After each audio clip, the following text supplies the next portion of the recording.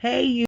My name is of that breaking story out of New York City right now about the train and the active shooter. And let's go to the video.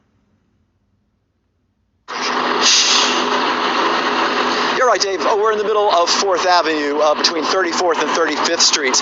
This is one of the most extraordinary police and fire joint responses that I think I've ever seen here in the city of New York. Look over here. You can see the hazmat unit from the FDNY, Hazmat Company 1. They've got an extraordinary response, as I said, from the ESU that's here. And you go up and down the street here, Joe and Dave, on 4th Avenue, and you will see that there are FBI agents who are making their way through all of these different storefronts.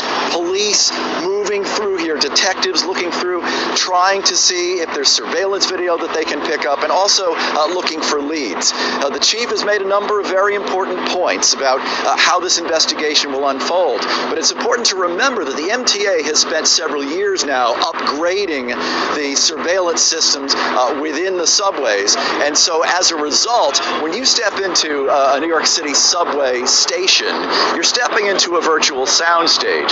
So there are going to be a number of different images that they'll be able to download from those cameras and then process and then hopefully enhance and help them identify a suspect. Obviously, complicating all of this will be how much of the suspect's face is actually visible. But then again, how did he get into the system? Did he use a Metro card? You know, occasionally people in these situations do tend to make mistakes. So they will be looking to try to capitalize on whatever mistakes have been made. But getting back to the scene, I mean, 4th Avenue is now cut off, essentially shut down for probably half a dozen blocks that way, and then another 3 or 4 blocks this way. The people you see standing in here are news photographers and TV reporters and print journalists as well. But then you come back and you look down the street here, looking north now onto 4th Avenue, and it's really jammed with all kinds of emergency vehicles. It's important to remember, too, that the Bureau of Alcohol, Tobacco, and Firearms office is in their headquarters for New York is in Sunset Park, so they are not all that far from here. I would not be surprised if they were not among the first responders to this situation. Joe, Dave? And Jay, I don't want to lose sight of the fact of what you said right at the beginning, is that you're a reporter in this city who's been on the streets of the big city for 30 years now, and when you look at a situation like this, and I hear you say you haven't seen this in a long time, perhaps if ever, at least to me, that means a great deal, sir.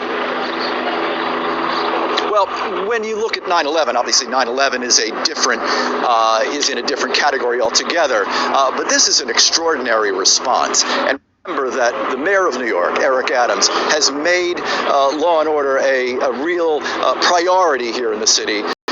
This was obviously, there's no good time for something like this to happen, obviously, but this is a very, very serious situation now for the city, because the city is already under a microscope with respect to crime, and the fact that this should happen in such a devastating way, to strike during a rush hour at 8:30 with all kinds of people on board the trains, families, children going to school, you can imagine the panic and the terror that this produced within the subway system and in that subway car. I can't imagine, Joe, what that must have been like, but there's no question about it. I do want to add one thing before we go. You talked about the number of injuries, 13 people so far, I believe, confirmed injured.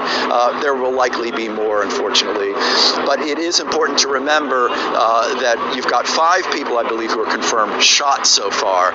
A number of those injured might have been injured in the panic, in the frenzy to get off the train. So for those who are watching, concerned about people maybe in the hospital, hold on to that, because not all of the people who are hospitalized right now would necessarily have gunshot wounds. But we're going to continue to follow this. We're going to continue to follow what's going on here at the scene, and we'll be back to you. Joe, Dave? Now, I told you, the active shooter, from what I hear, allegedly has on an MTA uniform. So when he sits up there and says, how would they get into the system? Either you're going to hop the turnstile, or, sometimes when they press that button for the gate to open, like for a stroller or something, maybe he slid through there. Or just maybe they thought he was an MTA worker and that's how he got on the train. See, that's the part they missing, and that's the part I don't like. I don't like the fact that they sitting up there acting like they don't know what the suspect is wearing. Because obviously the FBI is involved, because not just because it's an active shooting. No, because MTA is a city uniform. You cannot get an MTA uniform without working for them, or either you stole it from somebody. You cannot just go buy an MTA uniform at any old uniform store. No, that's not how this goes in New York City. So like I said, I don't understand why they acting like that. It's very strange the way they reporting it. It's making me feel funny inside. Like, I don't want to say. I'm going to wait for further information. But let's see what happens.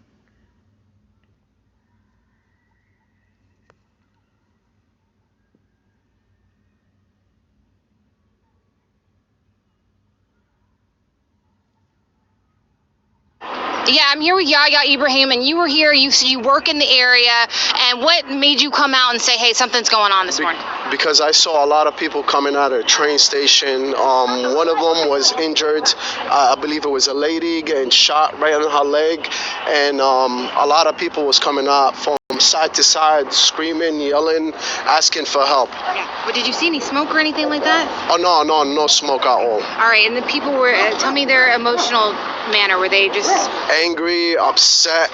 One of the ladies was crying, asking for help, and people were shout out like, "Call the cops!" Yeah. It was like that's people was upset and angry and mad. Yeah, and the lady you said that was injured, she had been shot. Tell me about where she was shot and what she looked like. She was shot right in her leg. She was bleeding all over. Yeah. And was she crying? Was she saying, "Hey, give me some help"? No, she was screaming. She was in a lot of pain, and the ambulance came in and picked her up. Did anybody tell you exactly what happened on the train down there? They say it was a guy with a mask. I believe gas mask he had on, and he was shooting everybody in the train station. Okay, it's crazy to think about. You take the train at all? No, not really. Not really. Okay, but we hear so much about it. So many people around here definitely do. Especially, we know a lot about bike lanes in this area, but a lot of people taking the train. This is a big corridor. It had to be some terrifying moments in an enclosed space. Yeah. I'm not too sure. Yeah. Okay.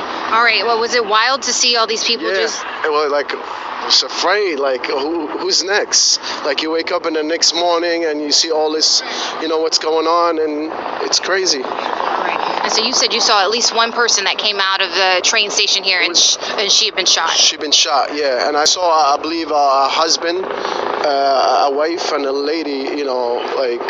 A wife and a husband was crying and was laying on the floor over there in that corner, and the ambulance came in and picked them up. All right. Yahya was not thankfully on the train this morning. He's okay, but obviously we're hearing a lot about the moments after this. Thank you so much for letting us know what you saw this morning. Again, we're here at 25th and 4th this morning. That is where you will see this. They believe that this whole thing started. Let me move out of the way so you can take a look at the scene. You see that there are tons of officers out here this morning, many FDNY as well, and not much traffic. They pretty much shut down the road, not allowing anybody to get through the area. So you already see what's going on with the whole situation with the active shooter and everything.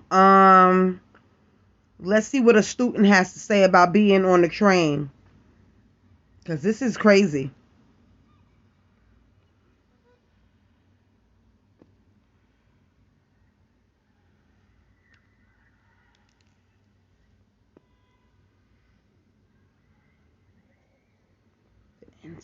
Sorry to bug you. We're live on Channel 7. Can you just tell us again the story? You were headed to school this morning, Brooklyn Tech. Yep. And what happened? What did you hear? What did you see? Well, I was on the train. I wasn't where it happened, but I was a few carts down, and the train conductor told everyone to get on the train, and I was scared. And then the next stop, he told everyone to get off. Everyone evacuated, and I didn't know what happened. John, what was he saying? Was he giving you any more information than that, or what did you think happened? I thought someone got hit by the train because he was asking for medical assistance, but I didn't know there was a shooting. I didn't know any of this happened until after. And so you didn't make it to school. What's the plan next? So you decided to get off the train. What did your parents say? My dad's actually picking me up right now. I think he's calling me. Yeah. Well, we'll let you reunite with your father. A concerning situation, but as far as the actual incident, you didn't see anybody get shot or see any of the smoke that people have been describing. We've been seeing from the pictures. No, I haven't. Be safe. Thank you. Good luck with your father there, reconnecting with him. As I was mentioning, as we turn around here, there's a podium now being set up, so we do expect to hear more information and the latest as that search for the person responsible. That podium now set up here at 35th and 4th Avenue, so it's unclear exactly when that's going to happen, but it does appear that we're getting closer to that. So as you can see, they have not found the active shooter yet. They are still looking. Still looking for the active shooter right now as we speak. And they said this started off at 8:30 in the morning, so y'all can already imagine 4 hours later what it's looking like down there.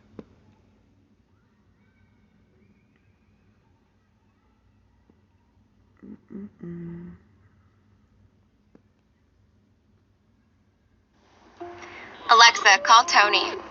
Allen at another location.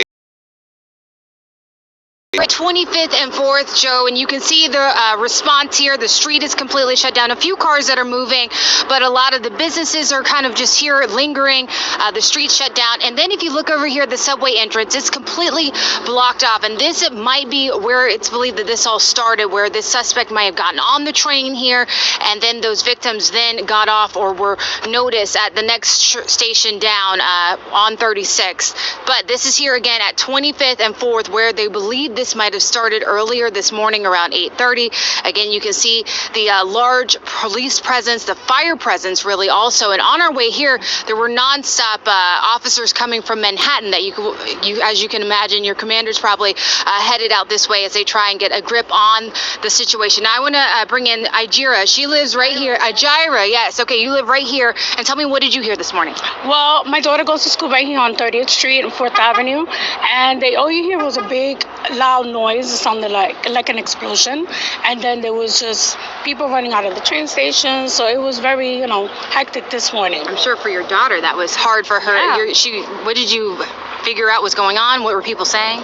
There were people just running everywhere. There's just people, like they said, they were injured. They couldn't see anything from downstairs. They was coming out of the train station on 36th Street. So I'm walking towards 25th Street. There was people coming out of 25th Street train station. So it's been a hectic morning. When you said they were injured, what were you seeing? What type of injuries? Honestly, people were just, bleeding. There was, we had no idea what was really going on.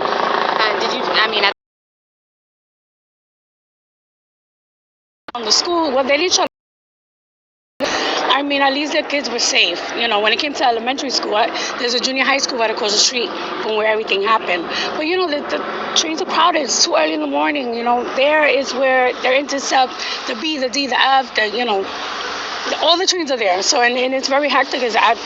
It was like 8:30 in the morning. A busy time for sure. And they're saying that there were at least 5 people, maybe up to 13, that were injured in all of this. Was anybody saying what they saw down there, what they heard?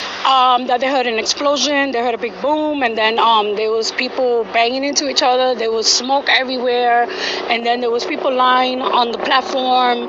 So it's just been a hectic morning. We've been hearing nonstop recently about subway violence, but it's just you never kind of expect it to hit right here. Yeah, it's been going on all over Brooklyn, the Bronx.